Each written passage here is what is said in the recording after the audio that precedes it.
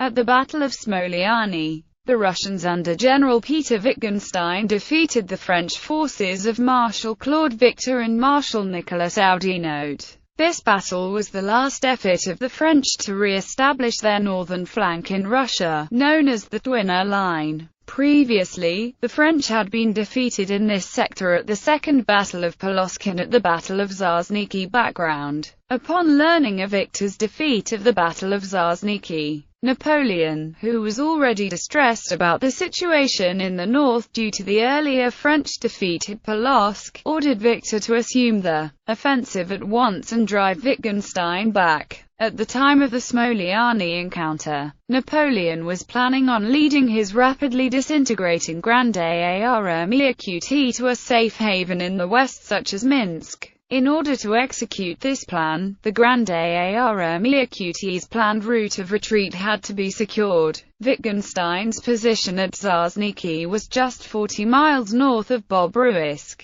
a town Napoleon needed to be secure in order for the main French army to reach Minsk. Victor, per Napoleon's orders, was to coordinate the actions of his 9th Corps with the 6th Corps and the 2nd Corps commanded by Marshal Oudinot. The initial French plan, ordered by Napoleon and endorsed by Victor, was not to attack Wittgenstein frontally, but for one corps to attack the Russians in the flank while the other conducted a frontal assault. This plan, however, was scuttled per the insistence of Oudinot, who thought it more advantageous to attack Wittgenstein head-on. The contrasting moods in Russian and French headquarters going into the action at Smoliani. The French commanders exhibited the hallmarks of leaders setting themselves up for failure: bad planning, indecision, and pessimism due to earlier reversals. Historians have criticized Oudinot and Victor for not attempting a flanking maneuver against Wittgenstein. Victor especially has been criticized for indecision in his planning and execution of the Smoliani attack. Previously, at Zazniki, Victor had proven himself over-inclined to retreat in the face of just minor reversals. The mood among the Russian leaders on the eve of the battle stood in stark contrast to that of the French.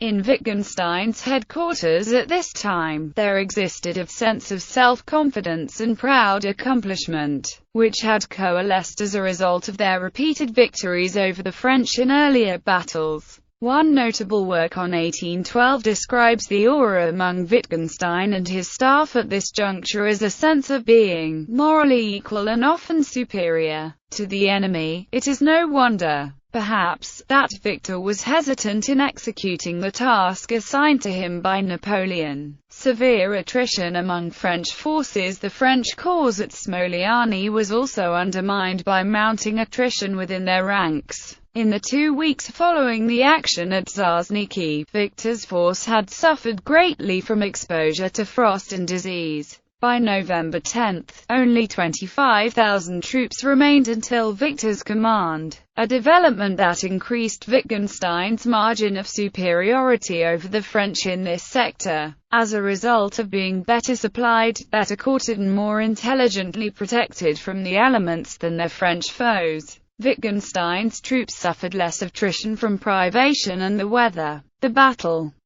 of Smoliani commenced on November 13 at the nearby village of Aksenzi, and initially the French were successful. Here the 6,000 troops of General Partenu attacked Wittgenstein's advance guard, 6,000 strong, led by General Alexeyev. Each side lost roughly 500 troops in this encounter, and despite being reinforced, the Russians were forced to retreat to Smoliani. The next day, November 14, the combat intensified as 5,000 of Victor's troops attacked and captured Smoliani. After this, however, the French attacking force suffered a reversal, being repulsed on the Russian right wing and then losing Smoliani to Wittgenstein's counterattack. While this action was taking place, a small Russian detachment kept Oudinot's superior force in check at the village of Poshavizi, thereby preventing these troops from assisting Victor. Although the action died down with each side in their original position, and the losses suffered by both were equal: 3,000 killed, wounded and taken prisoner. It was the French who very much had the worst of the scrap. The next day, November 15,